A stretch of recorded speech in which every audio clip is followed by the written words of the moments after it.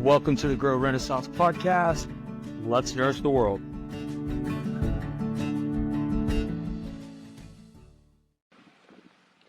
All right, welcome to another episode of the Grow Renaissance podcast. I'm Owen Ellis, and we're here again with Austin Allred, owner of Royal Family Farming. You'll probably get sick of seeing him pretty soon here, but Not possible. but we're here again. We got the back end of the parlor behind us, so you'll see some cows walking by, and we kind of want to start there. What made you want to get into the dairy industry? Get into the royal dairy, everything like that. So dairy's cool. Cows are cool. That's probably the summary of what got me into the industry. I grew up on a farm, on a potato farm, or apple orchards, cherry orchards, and a lot of that work was done kind of individually. But on a dairy farm, not only do you get to work with cattle, and cattle are just really fun to work with, but you're also almost always working with a team. So I've enjoyed working with teams and animals, and that's what cattle and dairy farming offer versus some of the row crop stuff and the orchard stuff. Yeah.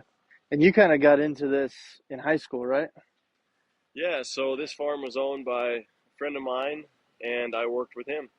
Growing in high school, I just got a job with him in the summers and after school sometimes working for him, and he taught me a lot. And actually a lot of the guys here still are the ones who taught me how to breed, how to do all the cattle stuff. Nice. And I'd have to agree with you. Working in, at least for me, in orchards and stuff, trees are pretty boring. It's the same thing every time. So cows mix it up a little bit, even though they can be a pain in the butt sometimes. Sure. But what would you say is the biggest misconception people have about dairy cattle, dairy farms?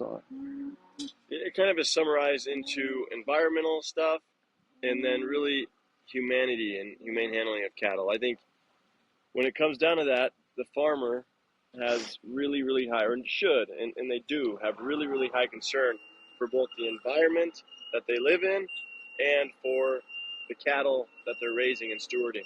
So if we talk about environment, cattle, ruminants, which is a 4-part stomach that every single cow has, every region on this planet has a ruminant associated with it. Every healthy ecosystem has a ruminant that takes the grasses that are supporting the soil, that are voluntarily growing, and turns it into the proteins. That ruminant also gives fertilizer back to the grass. The ruminant is the ultimate recycler and keeper of carbon and of carbon flow in an ecosystem. And every healthy ecosystem has a ruminant. So when you talk about the carbon emissions from cattle, there is carbon emissions from cattle. Cattle, they don't fart. The ruminant has nothing out, no gas out the back end. They do burp and they do breathe. And just like us, they're mammals. That's carbon dioxide going in the air. That's methane going into the air. But the impact they have on the soil and the impact they have on that ecosystem far outweighs the emissions that they're putting out. So when an animal is symbiotically working with the grasses and the soils, those grasses and soils are going to be so much healthier, sequestering so much more carbon, methane, carbon dioxide out of the air, that overall the footprint from an environmental standpoint from cattle handled properly in their ecosystem is going to be negative. So what happens in this dialogue of cattle are killing the planet is there's the formula of how much emissions, there's the formula of when treated appropriately, symbiotically with the ecosystem, how much carbon is sequestered. And if you only focus on the emissions, then yes, it's going to look like there's tons of carbon going in the air. But because of cattle, because of the ruminant, because of what they're doing with the ecosystem, the sequestration far outweighs the emissions. So that is one of the biggest misnomers. What's the word? Conceptions? Misconceptions. Wow. Misnomers, maybe? Oh, yeah. And then the other side is what makes cows, quote unquote, happy. And there's really 4 things. And we, as stewards of the animal, need to really do our darndest to make sure we can support the animals. Food, available, clean, consistent. Water, available, clean, consistent. They're herd animals. They like to be with the herd, with each other, not separated, not by themselves. And then they're big animals. They need a dry, comfortable place to rest and lay down. And if they have those four things, they're happy, they're productive, and everything works well. So in my industry, those are the two areas that I'm going to be presented with the most as misconceptions to educate on. And it doesn't mean that everyone's handling, all farmers are doing those things right. And it doesn't mean that we always do them right here. But we need to focus in on those things, be good stewards of our environment, good stewards of our animals, and do it from an approach that really has an impact and not just an approach of what somebody thinks is going to be the best way. Yeah. And I think that's the kind of the benefit and beauty of blockchain technologies, because like we know this, about the whole symbiosis of cattle and the soil and the crops and how that's so important, but your average person doesn't have any idea about that. And so with blockchain being able to track all of that on an open, decentralized ledger, we can then share that with people and the public can have knowledge of that. Whereas before it was very difficult to kind of get that word out, and with like statistics and actual real data of, hey, this is what's going on. This isn't a selling point. This isn't marketing. This is just what's actually happening. 100%.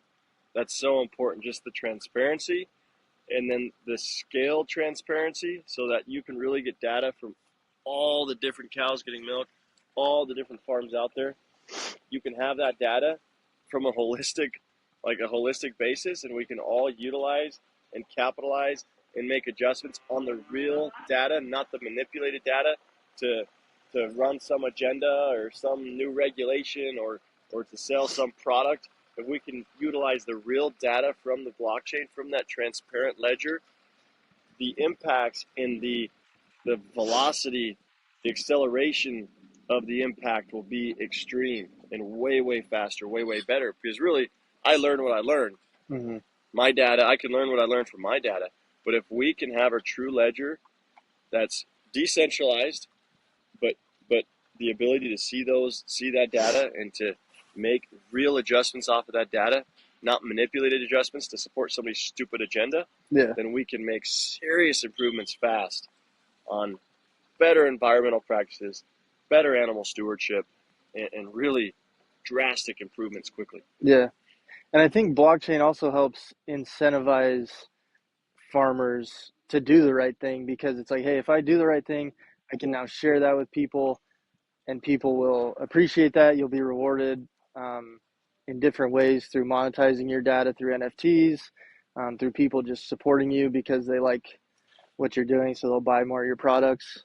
Whereas right now, and correct me if I'm wrong, but there's really no incentivization for like you to do a lot of the things, like the environmental friendly things. Correct. Yeah, the model right now doesn't necessarily support the